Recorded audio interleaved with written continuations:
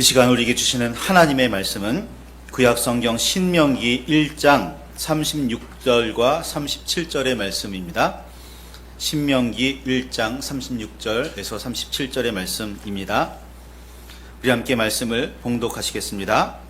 오직 여분네의 아들 갈렙은 온전히 여호와께 순종하였은즉 그는 그것을 볼 것이요 그가 밝은 땅을 내가 그와 그의 자손에게 주리라 하시고 여호와께서 너희 때문에 내게도 진노하사 이르시되 너도 그리로 들어가지 못하리라. 아멘. 잘해주시길 바랍니다. 주님의 그 크신 은혜와 사랑이 저와 여러분 안에 가득하기를 소망합니다. 오늘 말씀이 약간은 조금 갸웃하게 만드는 그런 이야기이실 수도 있습니다. 말씀을 묵상하실 때 함께 그 말씀을 나눌 때에 깊은 깨달음이 그에 따른 큰 은혜가 있기를 소망합니다. 갈렙이라는 사람은 교회 다니는 사람들이라면 참 많이 알고 잘 알고 있는 사람입니다. 그런데 갈렙 하면 늘 따라다니는 사람이 하나 있죠. 여호수아. 우리에게는 어떻게 보면 갈렙보다 여호수아가 더 중요합니다. 그리고 갈렙이 성경에 기록된 비중도 그렇게 많지가 않아서 어떻게 보면 여호수아에 딸려다니는 사람 갈렙 정도로 여기는 경향도 좀 있는 것 같아요. 그러나 갈렙은 생각보다 굉장히 중요한 사람임을 오늘 아시기를 바랍니다. 갈렙의 아버지는 여분네입니다. 갈렙에게는 그나스라는 동생이 있었고 그나스라는 사람에게는 온니엘이라는 아들이 있습니다. 온니엘 좀 익숙하지 않으신가요? 첫 번째 사사 그가 온니엘입니다. 그러니까 이 갈렙의 가문에 온니엘이라는 사람이 있을 정도로 대단한 집안인 거예요. 그것보다도 갈렙은 어떻게 보면 더 대단한 사람일 수도 있어요. 나중에 보면 그나스의 아들 온니엘은 기럇 아르바 헤브론이라고도 불리는 나중에 이름이 바뀌죠. 그곳의 점령에 앞장섰던 능력 있는 장수였고 첫 번째 사사이기도 한 사람이 온니엘입니다. 여분네의 자손들은 갈렙으로부터 시작해서 이스라엘과 유다의 역사에 매우 이름 있는 사람들입니다. 성경은 여분네를 그나스 혹은 그니스 사람이라고 소개합니다. 유다 지파의 조상 누구의 아들, 누구의 손자라고 소개되지를 않아요. 보통 이스라엘 가문이라면 이스라엘 조상 누구, 므낫세의 아들, 누구의 아들, 누구의 아들, 누구의 손자, 누구 이런 식으로 소개되어야 정상인데 갈렙은 뜬금없이 그나스의 아들 갈렙이라고만 소개됩니다. 어떻게 보면 그 이전의 족보는 그렇게 중요하게 다뤄지지 않는다라는 그런 의미이기도 합니다. 이쯤 되면 이스라엘에게만뿐만 아니라 우리에게도 좀 낯선 이름이 그니스이니 그나스의 아들 여분네의 아들 갈렙? 왜 굳이 이렇게 했을까? 좀 의문이 생기기 시작합니다. 우선 그니스는 창세기 15장 18절에서 21절에 보면 여호와께서 아브라함에게 이집트 땅에서부터 큰 강 유프라테스 강까지 이르는 그 지역을 너희 자손들에게 줄게 라고 말씀하시면서 그 중에 이런 족속이 살고 있는데 내가 그 땅을 너에게 줄 거다 라고 말씀하세요. 그때 그니스라는 땅이 등장해요. 그니스 족속이 살아가는 땅이 그 중에 있는 거예요. 그러니까 아브라함 시절에 그니스 혹은 그나스는 아브라함과 관계없는 가나안 족속 중에 하나였던 거예요. 창세기 36장 9절에서 11절에 보면 그니스 족속, 그니스 족속이 사는 땅이라는 뜻의 그니스 아니라 이제는 그나스라는 이름이 등장하게 되는데, 여기는 에서의 아들 엘리바스의 아들, 그러니까 에서의 손자 이름이 그나스라고 등장해요. 그리고 그 그나스가 하나의 족속을 이루었다라고 성경은 이야기합니다. 자, 아브라함 때부터 그니스는 이방 사람이 사는 땅이에요. 그리고 그나스라는 이름이 등장할 때는 에서의 손자로 등장해요. 야곱의 후손으로, 이스라엘의 자손으로 속해 있지 않은 땅, 않은 사람들, 그것이 그니스 혹은 그나스인 거예요. 언제부터 이들이 함께 살기 시작했고, 언제부터 이들이 이스라엘에 속해 있고, 언제부터 이들이 유다에 속해 있게 되었는지는 알 수 없지만, 이방 출신으로 이스라엘에 또 유다에 속하게 된 사람들이 그니스 사람 혹은 그나스 사람들인 겁니다. 조금은 충격적입니다. 전통적으로 이스라엘의 후손이고 전통적으로 유다 백성일 줄 알았더니 아닌 거예요.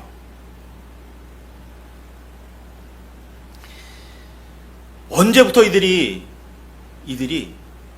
그렇게 되었는지는 알 수 없지만 이방인 출신으로 이스라엘의 유다에 속하게 되었다는 것만은 사실입니다.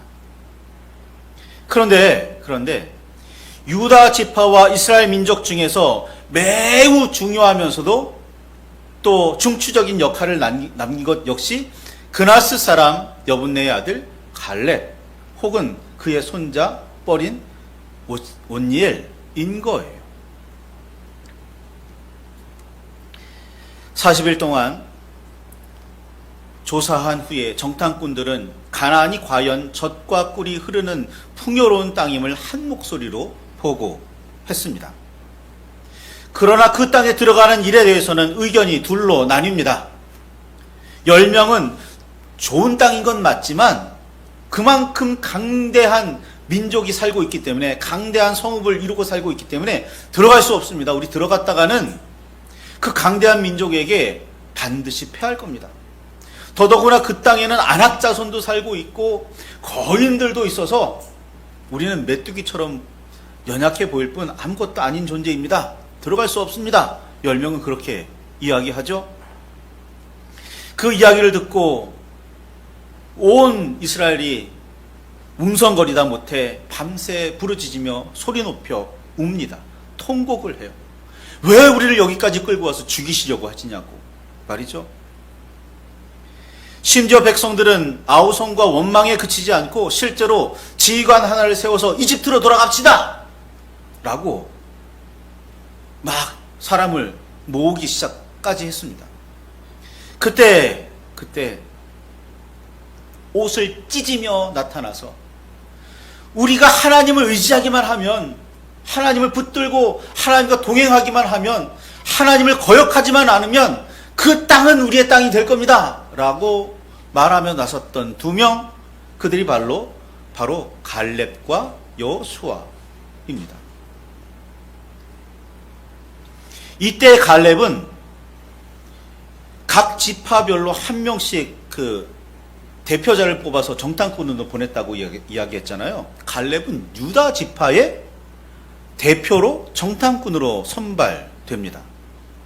그런데 더더구나 그 선발되는 이야기를 가만히 살펴보면, 민수기 13장 2절에서 3절의 말씀을 살펴보면 그냥 아무나 뽑아서, 좀 재주 있다는 사람 아무나 뽑아서 정탐꾼으로 보냈던 게 아니에요.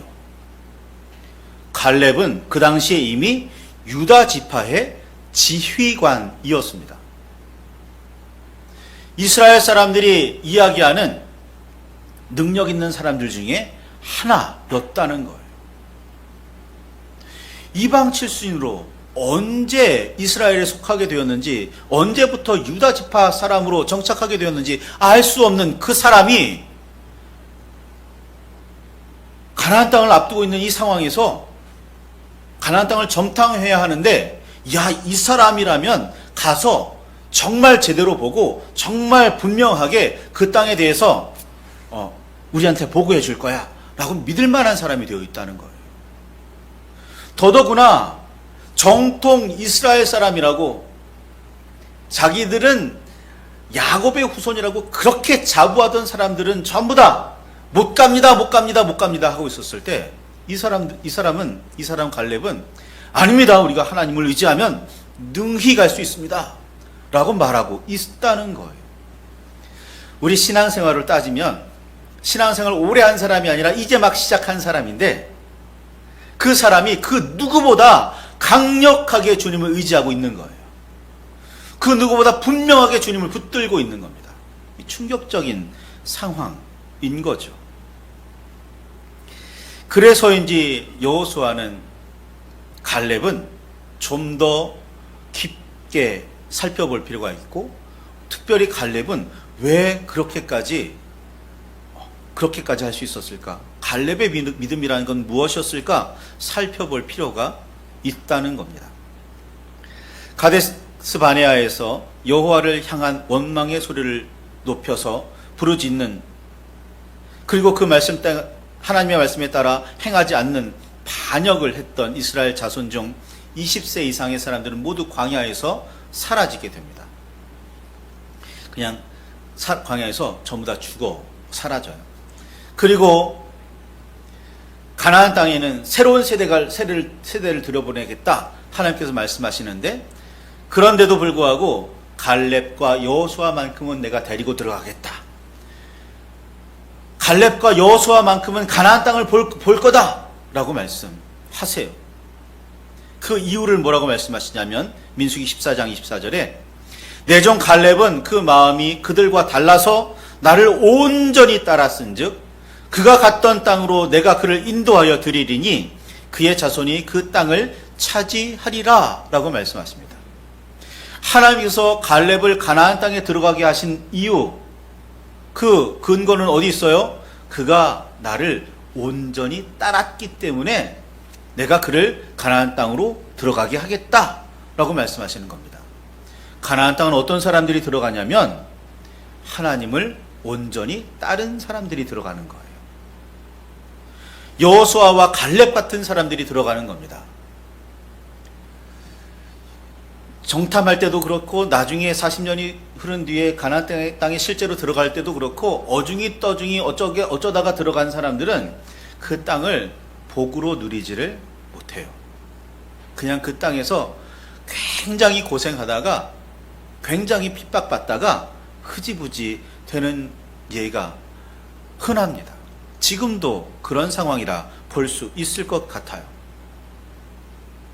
이방인 출신 갈렙은 이미 지파와 민족의 신뢰가 깊었지만, 약속의 땅 가나안에 대한 여호와의 분명한 약속은 이때 온전해지는 거예요.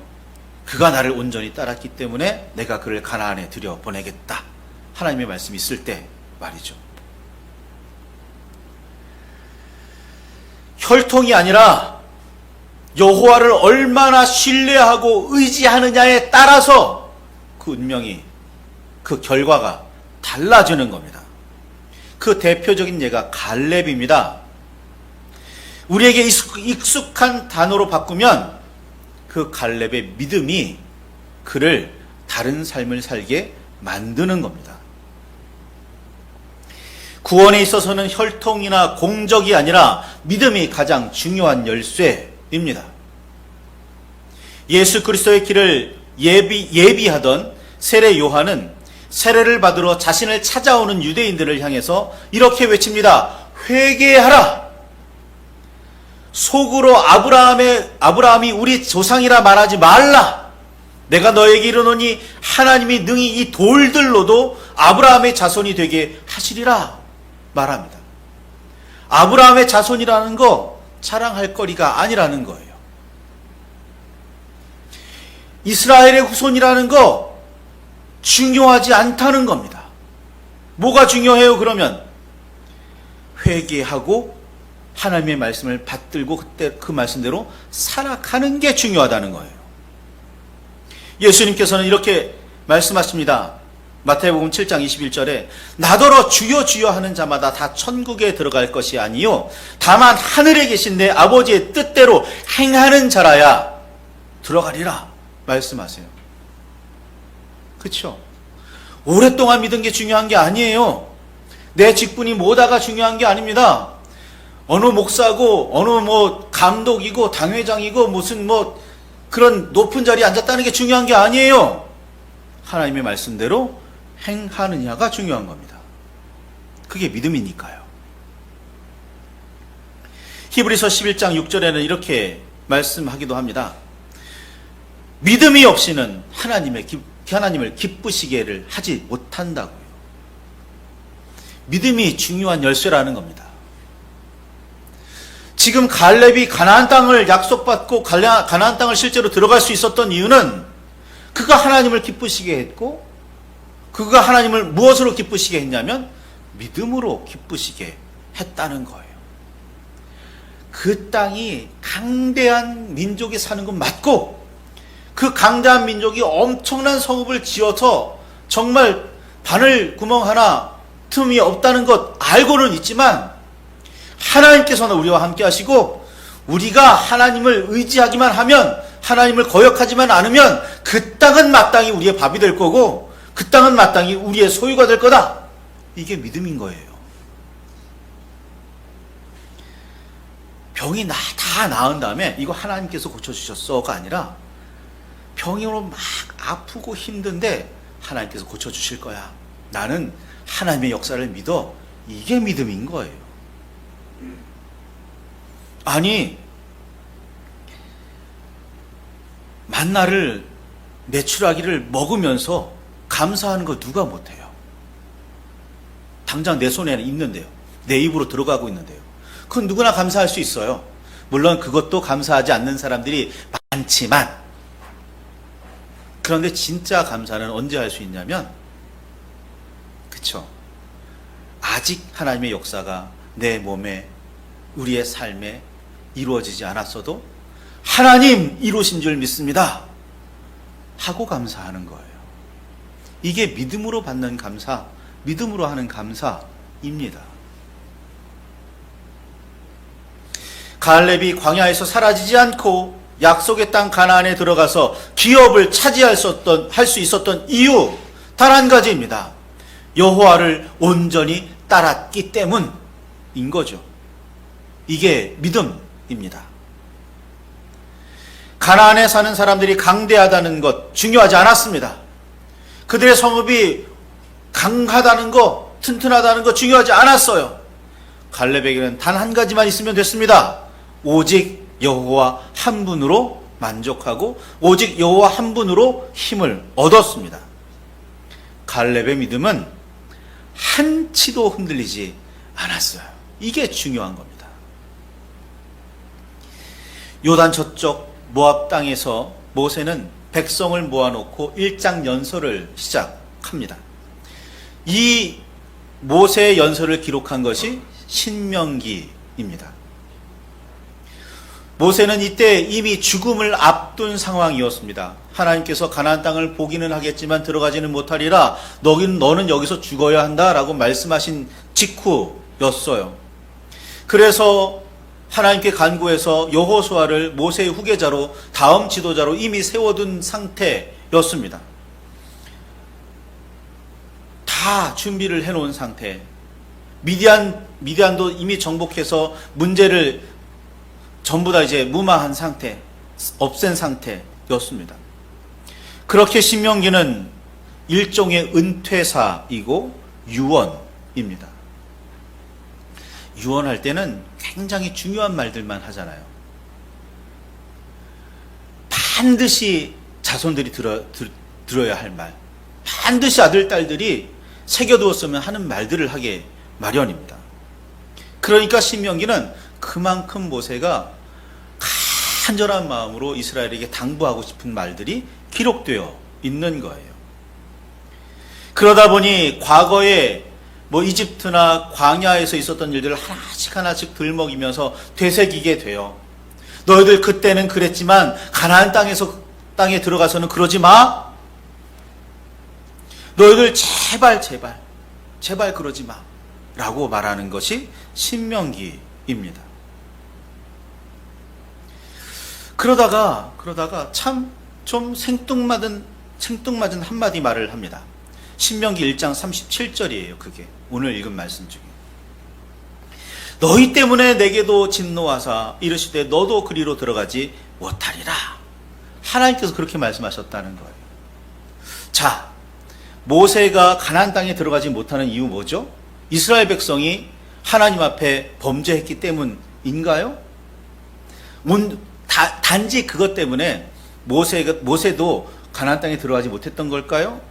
성경 말씀을 보면 그렇지 않아요.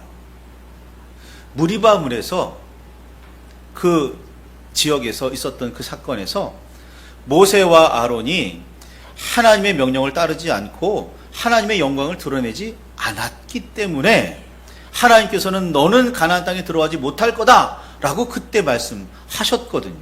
그러니까 모세 네가 잘못했으니까 백성이 어땠든 간에 모세 네가 범죄했고 모세 네가 하나님의 말씀을 따르지 않고 모세 네가 하나님의 명령을 행하지 않았기 때문에 모세 네가 하나님의 거룩함을 드러내지 않았기 때문에 너는 가나안에 들어가지 못한다. 그러니까 모세의 잘못, 자기 잘못 이어야 하는 거잖아요.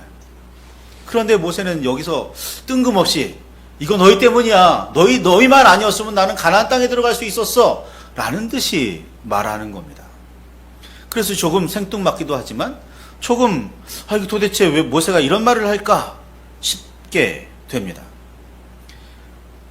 자기 잘못은 없는데 백성이 뭔 문제 때문에 내가 그렇게 되었다고 책임을 떠넘기고 있는 듯한 그런 모습입니다. 한없이 아쉽기는 했겠지만 한없이 원망스럽기는 했겠지만 꼭 그렇게까지 말해야 했었을까 싶은 대목입니다. 백성이 원인을 제공하기는 했지만 결국 잘못은 자기가 저질렀는데 자기 책임인데 이런 핑계대는 모습은 매우 이상하기까지 하지요. 그런데 이런 모세의 마지막의 모습에 비하면 갈렙은 끝까지 남다른 모습을 보여줍니다. 하나님의 은혜로 호기롭게 여리고성을 점령 시작을 해서 가나안 땅에 발을 들였던 여호수아는 안타깝게도 끝내는 그 가나안 땅을 전부 다 온전히 정복해내지를 못합니다. 그래서 9지파 반에게 땅을 나눠줘야 되는데 어떻게 하냐면 유다 지파를 비롯한 몇몇 지파는 땅을 나눠줄 수 있었지만 나머지는 야 너희들 그 사람 뽑아서 쭉 이렇게 말 타고 돌아다니게 하고 그 땅 지경을 그려와. 그리고 그려온 것을 전부 다 이렇게 해가지고 제비 뽑아 나눠주기를 시작해요. 이 땅은 너희들이 점령해라. 이 땅은 너희들이 점령해라. 라면서 말이에요. 여호수아 가나안 정복을 완성하지를 못해요. 가나안 정복이 완성되었다라고 말할 수 있는 시기는 언제쯤 되냐면 다윗과 솔로몬 때쯤이 되어야 가나안 정복을 완성했다라고 볼 수는 있습니다. 그러나 그 땅에 사는 가나안 선주민들을 전부 다 쫓아내지는 않았어요. 솔로몬도 하지를 못했습니다. 그냥 노예로 썼을 뿐이에요.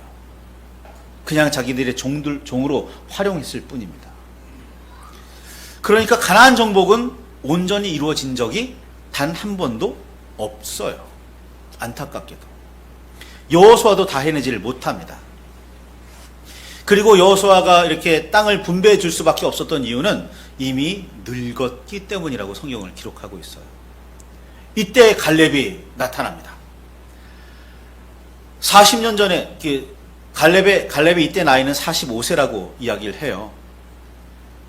40년 전에 45년 전에 나는 40살 때 가데스 땅에서 가나안 땅을 정탐했었다.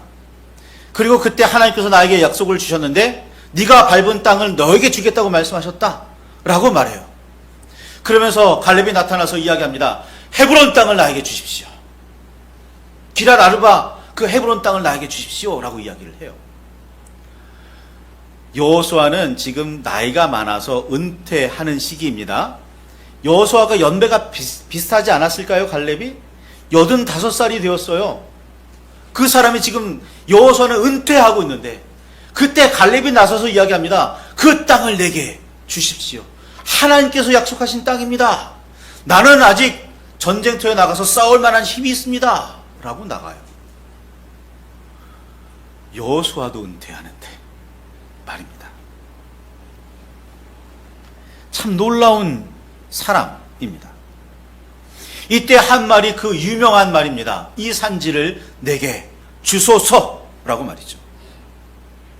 후에 헤브론이라고 이름이 바뀌는 기럇 아르바에는 어떤 사람들이 살고 있었냐면 아낙 자손들 가운데서도 유난히 큰 사람들이 살고 있었습니다.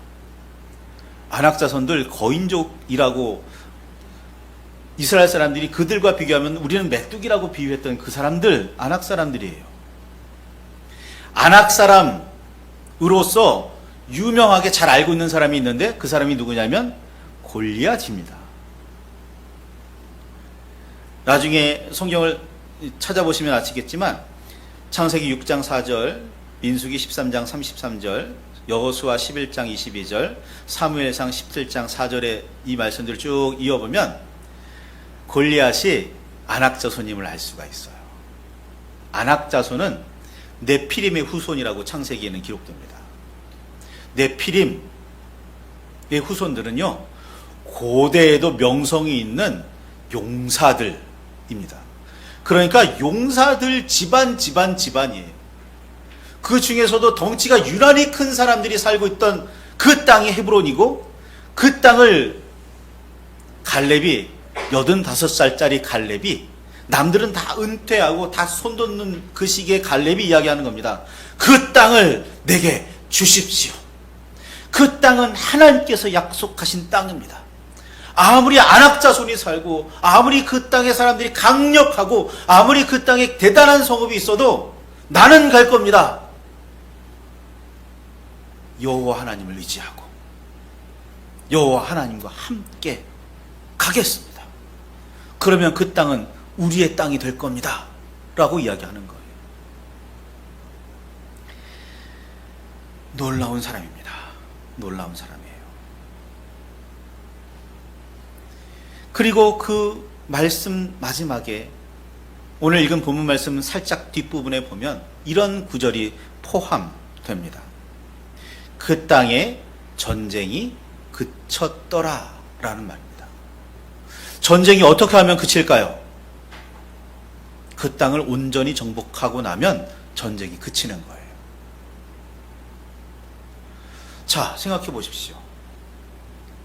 모세는 마지막에 실수인지 어떤지 모르지만 백성을 원망하는 듯한 말을 하면서 다시 한번 넘어지고 있고, 여호수아는 가나안 땅을, 약속의 땅 가나안 땅을 하나님의 그 말씀에 따라서 온전히 정복해내지를 못하고 있는데, 갈렙은 어떻게 해요?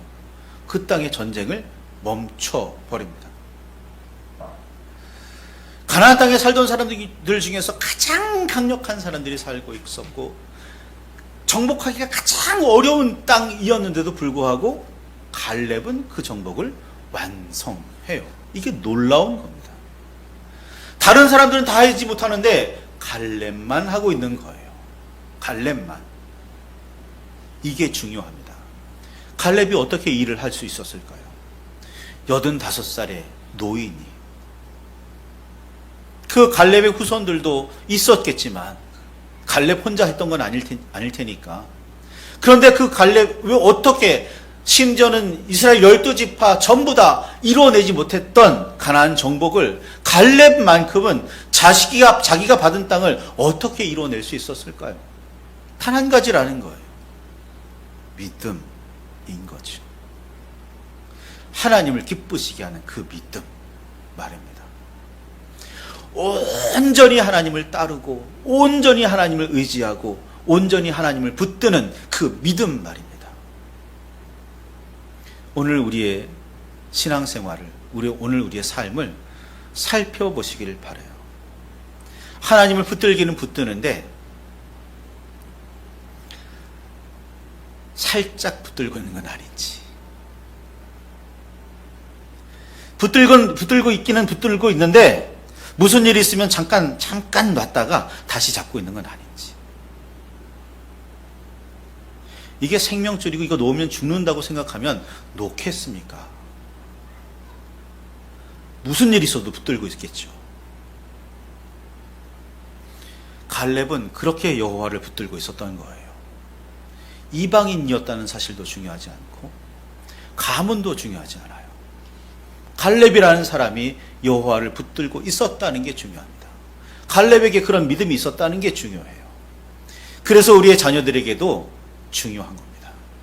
나에게도 마찬가지고 우리 자녀들에게도 마찬가지고, 여호와를 붙들지 않으면, 하나님과 함께하지 않으면 하나님께서 약속하신 복을 누릴 수가 없는데요. 오늘 우리는 여호와를 그렇게 붙들고 있는지, 갈렙처럼 의지하고 있는지. 물론 갈렙 말고도 우리가 본받을 만한 믿음의 사람들 굉장히 많지만 한번 살펴보시기 바랍니다. 저 사람처럼 나는 붙들고 있는 걸까? 말씀을 붙들고 깊이 묵상하시기 바랍니다. 그리고 믿음을 분명히 하시고 든든하게 하시길 바랍니다. 언제 어떤 상황에서도 흔들리지 마시길 바라고 반석 위에 굳건히 서 계시기를